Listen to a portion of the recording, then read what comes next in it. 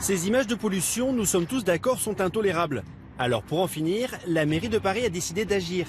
Dès le 1er juillet, toutes les voitures immatriculées avant 1997 et tous les 2 roues d'avant juin 1999 seront interdits de rentrer dans la capitale. La zone de restriction, Paris Intramuros, le boulevard périphérique, lui, n'est pas touché. En Ile-de-France, c'est plus de 600 000 véhicules qui seraient visés. Parmi eux, celui de Patricia et Renault.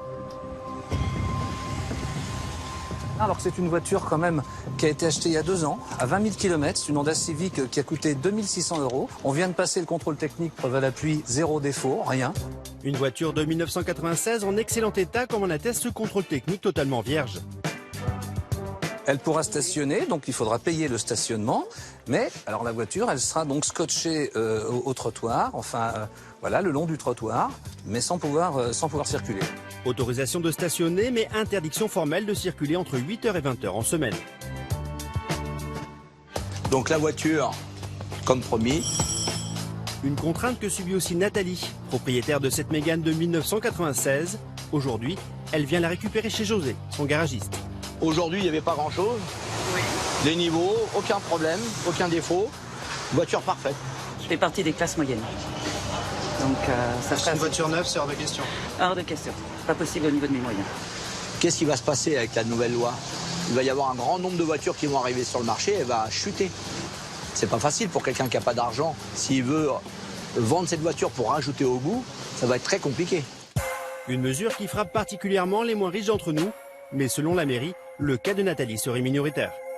Aujourd'hui, la réalité de la circulation et des déplacements dans Paris et en Ile-de-France, c'est que les catégories populaires utilisent massivement les transports collectifs et que la circulation motorisée dans Paris, elle est essentiellement le fait d'hommes et plutôt des actifs aisés. Selon la mairie, 62% des véhicules concernés appartiendraient à des personnes à fort pouvoir d'achat en mesure de changer leur voiture. Les autres n'auraient qu'à prendre les transports en commun. Autre catégorie visée par la loi, les 2 roues immatriculées avant juin 99, comme cette Moto Guzzi, appartenant à Marc. Cette moto-là qui dure depuis maintenant 35 ans, est tout à fait réparable, elle sera interdite. Elle sera interdite pour motif de pollution. Voilà. Donc, la proposition de la mairie de Paris, c'est que j'achète quelque chose d'électrique ou que j'achète une moto neuve. Acheter du neuf au lieu de réparer, c'est ne pas tenir compte d'une économie durable. Et devinez ce que répond la mairie. On peut très bien, avec un 2 roues, se rabattre sur une gare et utiliser un transport collectif. Ça me fait 3 heures de trajet par jour, au lieu de 50 minutes aller-retour en moto, quoi. Une nouvelle fois, la seule solution, les transports en commun pour tous. Une mesure qui donne lieu à des situations absurdes, comme celle de Fanny. On a une petite dont je me sers régulièrement, qui se gare partout, qui consomme rien. Et puis on a une grosse voiture qui sert à emmener toute la famille sur les routes des vacances. Et donc à partir du 1er juillet, eh bien, je laisse celle-là au garage, du moins la journée, pour me servir de mon tank. Aujourd'hui, on considère qu'on peut se déplacer autrement dans Paris qu'avec un véhicule individuel. Il y a des trajets que je ne peux pas forcément faire en transport en commun parce que j'emmène plusieurs enfants, parce que je peux accompagner une vieille dame. Donc non, malheureusement, ça va me coincer pas mal de fois et je vais être obligée de prendre ma grosse voiture.